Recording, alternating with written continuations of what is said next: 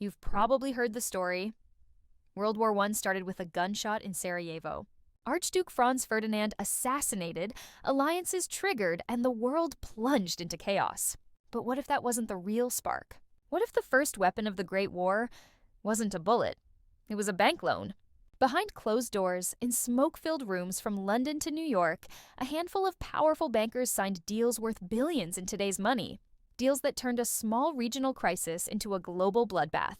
They didn't fight on the front lines, they financed them.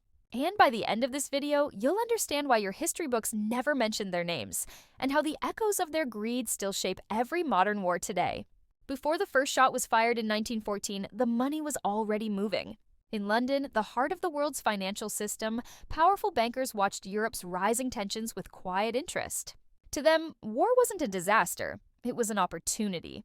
The House of Rothschild, the Barings, the Morgans in New York, these weren't generals or politicians. They were financiers whose wealth could build armies, topple empires, and reshape borders. Governments needed weapons, ships, railways, and supplies, but there was one thing every nation ran short of: cash. So they turned to the bankers.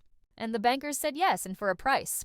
Loans were offered at staggering interest rates, disguised through neutral intermediaries. French bonds were underwritten in London. German industries quietly secured British capital through Swiss banks.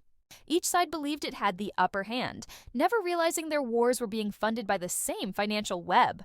Behind every rifle manufactured and every shell fired was a paper trail leading back to the same boardrooms. Marble halls filled with cigar smoke and ledgers, not blood and mud.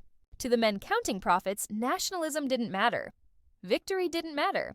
The only thing that mattered was that the war machine kept turning, and the interest kept flowing. And as Europe prepared for battle, its fate was already sealed, not by soldiers, but by signatures. By the summer of 1914, Europe was a powder keg, and the bankers held the matches. Once the war began, money flowed faster than troops could march. In New York, J.P. Morgan and Coors quietly signed agreements to supply Britain and France with loans, weapons, and goods. But here's the twist. Those same bankers maintained indirect ties with firms that traded with Germany through neutral countries. Profit had no nationality. Each fresh battle meant new demand. More steel, more coal, more debt. And every debt meant interest, compounding day after day, while soldiers froze in the trenches. Publicly, the banks spoke the language of patriotism. Privately, they spoke the language of arithmetic. A dead soldier couldn't repay a loan, but a long, grinding stalemate could keep the interest rolling for years. Even governments began to lose track of who owned what. British war bonds were bought in America. German bonds found their way to Swiss vaults. Somewhere in the middle, the same few institutions quietly balanced both ledgers, turning blood into balanced sheets. It wasn't just a war of nations. It was a business model. And behind every victory parade and every casualty report, the invisible war for profit grew stronger. But this wasn't the end of their influence. What came next would change the entire global economy and redefine who truly controlled the future of war itself.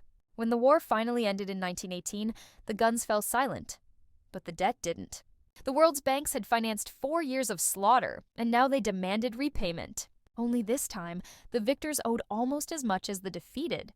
Britain had borrowed the equivalent of hundreds of billions in today's money. France was drowning in reconstruction costs.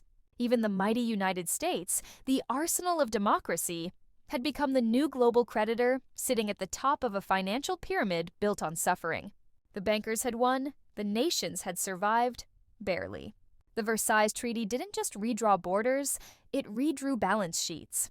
Germany was crushed under impossible reparations, its economy strangled by foreign debt and inflation. Every mark printed, every tax collected, went to pay back war creditors. Meanwhile, British and French bankers lined their accounts with interest payments that never seemed to end. Ordinary people felt the pain first. Food shortages, worthless currency, lost savings.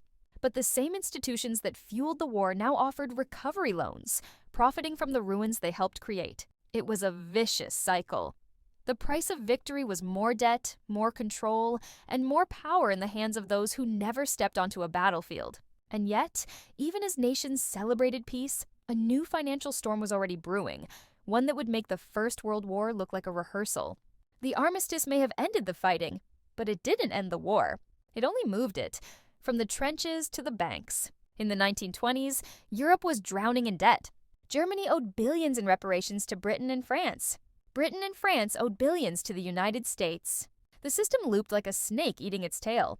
Money left Berlin, passed through Paris and London, and landed in New York, only to be lent back again with interest.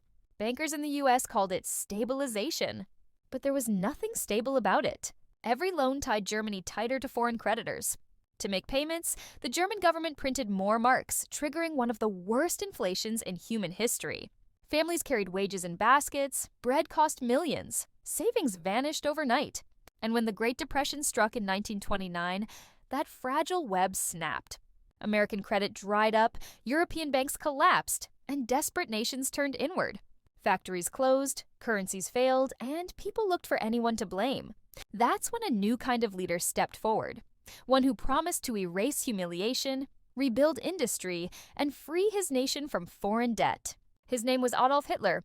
The financial scars of World War I didn't just shape Germany's rage, they funded its revenge. American and British financiers, still chasing returns, helped bankroll the rearmament of the 1930s, often without realizing they were funding the next catastrophe. The same families, the same banks, and the same patterns of debt would once again fuel a global conflict. World War II was born not in the streets, but in ledgers, in the same smoke-filled rooms where the last war was financed. Because war at its core isn't just fought with bullets and bombs. It's fought with credit, interest, and control. And the men who understand that never need to pick up a rifle, because they already own the battlefield. A century has passed since the guns fell silent, but the money never stopped moving. The same mechanics that turned World War I into a banker's dream are still shaping our world today.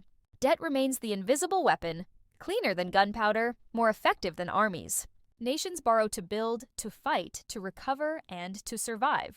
The players have changed. No more Rothschilds or Morgans ruling openly, but the game remains the same.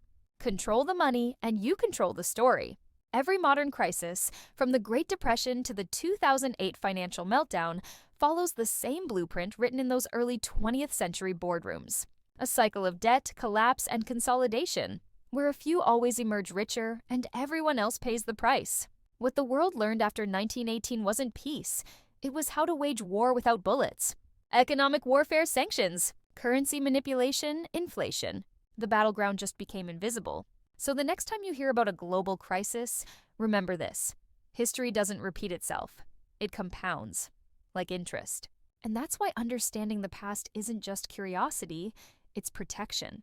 If you found this story eye-opening, don't let it end here. There are countless financial secrets still buried in history, waiting to be uncovered. So, if you enjoyed this video, leave a like, share it with someone who loves history, and subscribe to Financial History Uncovered for more stories the textbooks never told you. Because sometimes, the biggest wars are fought in silence, and the real power has always been in the money.